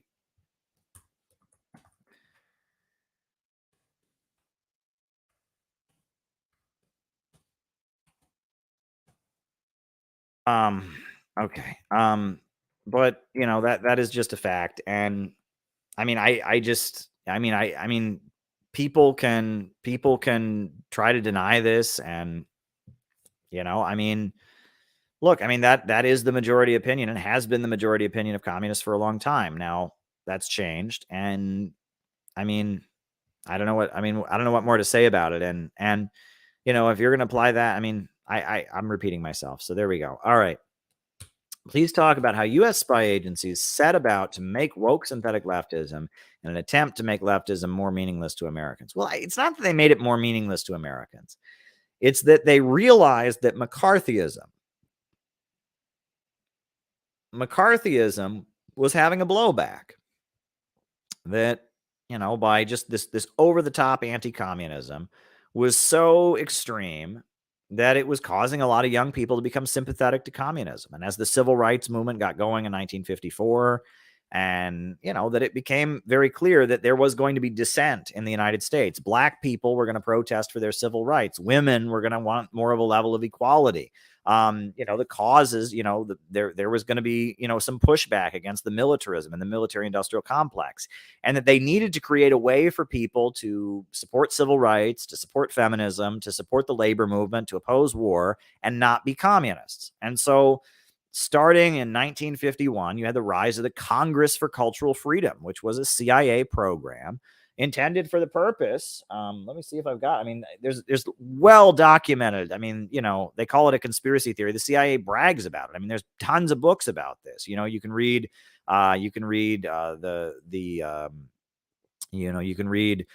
Finks, by Joel Whitney, How the CIA Tricked the World's Greatest Writers.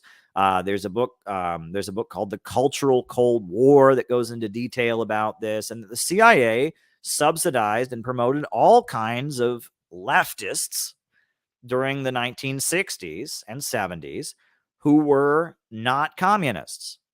That is just a fact. And many of the big names of the left got their start in the CIA. One of them, Gloria Steinem. Gloria Steinem became like the voice of feminism in the USA during the 1970s. And her whole career goes back to the CIA.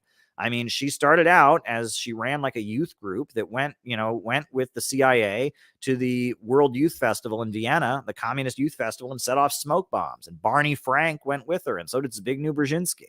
And that was what she did. She was a CIA operative who infiltrated international communist gatherings. And then she became the voice of American feminism and a founder of DSA. And she brags about this. It's not a secret. It's not a conspiracy theory. it's very well documented that Gloria Steinem, who became the top feminist in the United States in the 70s, was a CIA asset and had worked with the CIA. That is a fact. There's many examples of this. Many examples of this. The Congress for Cultural Freedom program subsidized a magazine called Partisan Review, which presented itself as a socialist, Trotskyist magazine.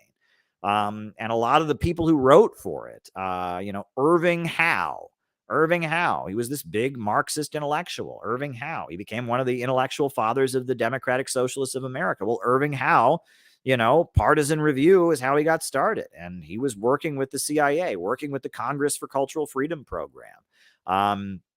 Hannah Arendt, Susan Sontag, all these big intellectuals that you associate with anti-communist, the new left, what you call the new left, that is anti-communist, anti-Soviet, anti-Marxist, and anti-populist, anti-working class. All of them can be linked back to these CIA-funded publications. The Frankfurt School, Herbert Marcuse, Theodore Adorno. These people were being subsidized by Der Monat, which was the CIA magazine. That it was the Congress for Cultural Freedom set up a magazine in West Germany called Der Monat, which meant the Monday or something like that. It's like Monday. It was like a weekly magazine, and they were paying Theodore Adorno and Herbert Marcuse and these people to write Marxist stuff for these publications. And before Herbert Marcuse had been a big thank you, Kurt. Before Herbert Marcuse had been, this big left-wing intellectual based in West Germany, before that, what he was? He was a State Department employee. And that's a historical fact. He worked for the State Department, right? He was an employee of the U.S. government and their, foreign policy, right? If you look at his history, I'm pulling up Herbert Marcuse on the Wikipedia, right? World War II, Marcuse first worked in the U.S. Office of War Information. Then he transferred to the Research and Analysis branch of the Office of Strategic Services, the precursor to the CIA. Like Herbert Marcuse, it's not like they hired him. He was with the CIA before he was a Marxist. He became a Marxist. It was like a division of labor, right? He was, Irving Kristol, Hannah Arendt, Susan Sontag, Herbert Marcuse, right? Theodore Adorno. I've got a copy of The Authoritarian Personality here, right? This is the big Theodore Adorno book, right? Theodore Adorno's big study about, all these people who want to go out and fight for causes, how they're dangerous and they're all potential Nazis. And if you want to go fight for a cause and all of that, look at who his co-authors are. Go and read the bios of all of the co-authors who did the Authoritarian Personality study with him.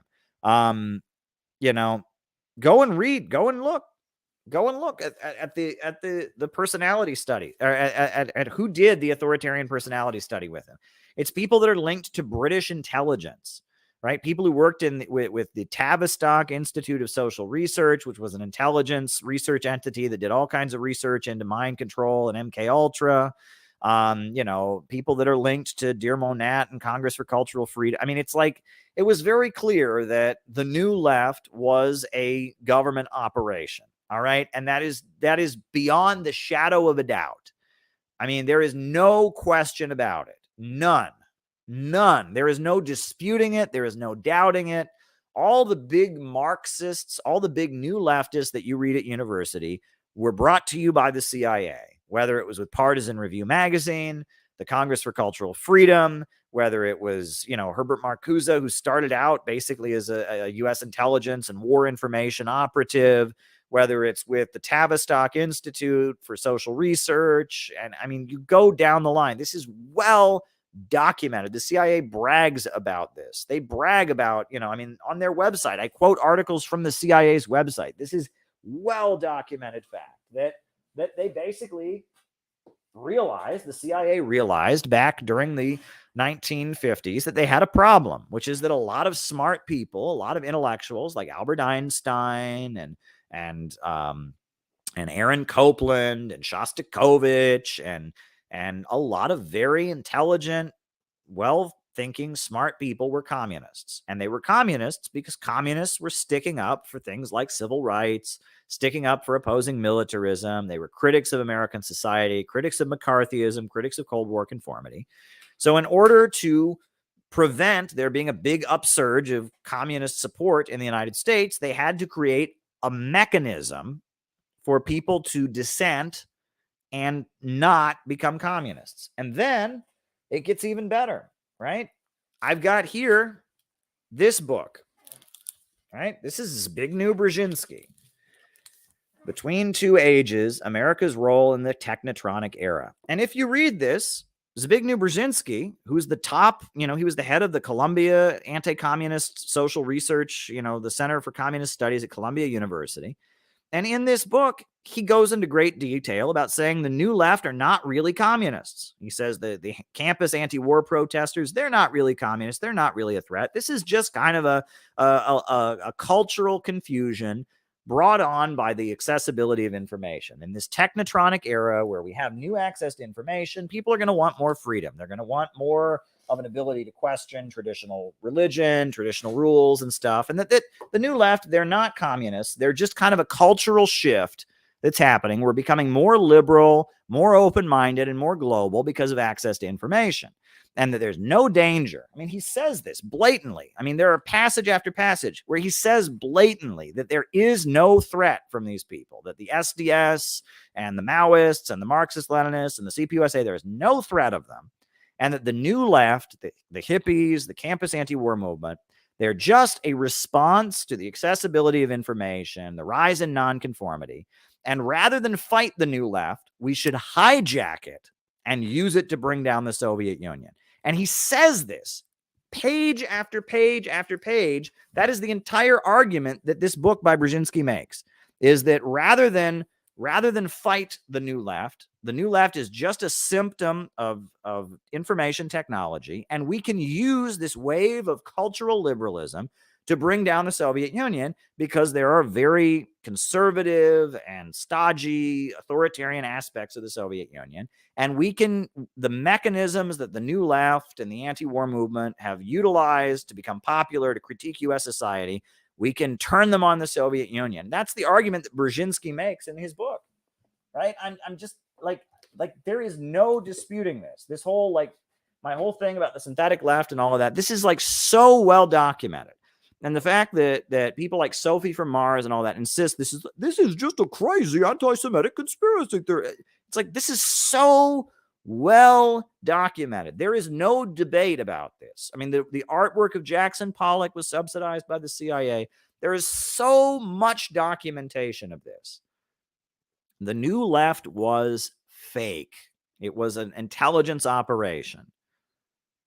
And communism as a movement has a conservative side to it. It's not completely conservative, right? It's not straight up conservative, but it's not the New Left. That's very clear. And the New Left was fake. It was created by American intelligence to serve their own ends. All right, next question. Your 2 cents on Gore Vidal, Doug Valentine, and Wayne Madsen. Gore Vidal is a novelist. He was a big critic of the official story of the Kennedy assassination, anti-war kind of guy, kind of a liberal social democrat. I don't know who Doug Valentine is. I don't know who that is.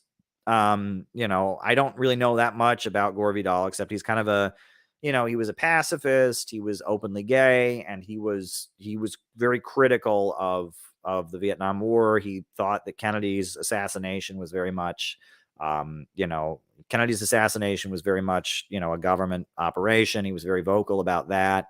And I don't know who Doug Valentine is, but I know who Wayne Madsen is. I've met Wayne Madsen. And Wayne Madsen has written a lot of very good books about the role of American intelligence. He's done a lot of exposés about the role of the CIA. His book on Obama is very good and full of useful information.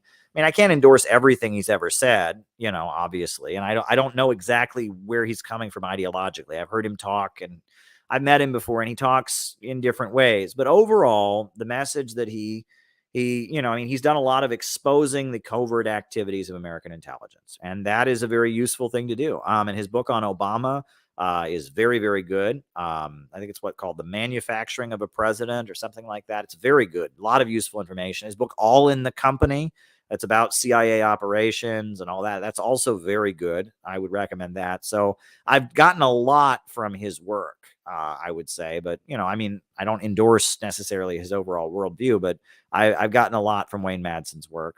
So there you go. All right. With Turkey and Iran targeting Kurds in Syria, are their days numbered? I don't know. I don't know, and I can't comment on that. I really can't comment on that. I just don't know. So there you go. Zhirinovsky, Zhirinovsky, he was the leader of the Liberal Democratic Party in Russia, right? And his party was like the right opposition, right? You had the United Russia Party, which is Putin's party. And then you have the Communist Party, which is like the left, the party that's like critical of Putin from the left, that wants more social democracy, that plays up the Soviet past more. And then you have Zhirinovsky and Liberal Democratic Party, and they play up, they criticize Putin from the right. They want the death penalty to come back. They're very anti-Muslim. I think they don't like Muslims or whatever. They're a party in Russia. They participate in the elections. They're not the majority viewpoint. They are smaller than the Communist Party. The Communist Party is much bigger than they are, but they're a big party, right? In Russia, United Russia is the main party. And then you have the Communist Party is the second largest party. Then you have them, the Liberal Democratic Party. They're the third party. And they are the authoritarian, traditional right wing of Russia. They're very proud of the Tsarist past. They're very anti-communist. And they are into conservative authoritarian stuff, right? From what I understand, they are named after the Japanese Liberal Democratic Party, which I think is interesting. For some reason, they chose to name themselves after the Japanese party, which I think is interesting. And their name, it's funny. In the United States, if someone calls themselves a liberal Democrat, they're like really tolerant and open. And it's funny because like liberal Democrat, it means, I don't know, it means market liberalism. And I don't know, but it has a different meaning. It's kind of funny. All right. Okay. And the last question we've got here, I am so tired, folks, but I love you all and I'm glad to answer your questions. And we're talking about important stuff, and I'll be back tomorrow night. Do Western NGOs in anti-imperialist countries make LGBT look worse? I don't know. I don't identify with the LGBT community. I'm not LGBT. And I don't know. I think that a lot of anti-imperialists do feel that the West is promoting, Western capitalism is promoting LGBT rights at this point, and they see LGBT rights as, they see LGBT rights as something the West is promoting, and they see it as kind of targeting their traditional cultures and such. That is a widespread perception. And it's not just in more conservative religious countries like Iran. It's also in Latin America. It's also in, it's also in Asia and different places like that. There is a pushback against the LGBT movement based on the fact that Western NGOs and such are promoting it. That is just a fact. If that's what you're asking, yes, that certainly exists. There is a resentment and a blowback, I guess, against the LGBT movement because it is seen at this point as a vehicle of imperialism. Now, to be fair, it hasn't always been that way, right? And that these things are complicated. But yeah, that is the perception that is out there. That is certainly a prevalent viewpoint in the third world. And I've heard it in many parts of the developing world. There you go. I don't know what more to say about it. All right, folks. Thanks for hanging around. A new upsurge in the struggle against U.S. imperialism is now emerging throughout the world. Ever since World War II, U.S. imperialism and its followers have been continuously launching wars of aggression, but the people of various countries have been continuously waging revolutionary wars to defeat their aggression. And while the danger of a new world war still exists and the people of all countries must get prepared, revolution is the main trend in the world today. While the danger of a new world war still exists and the people of all countries must get prepared, revolution is the main trend in the world today. Thanks, folks, and good night.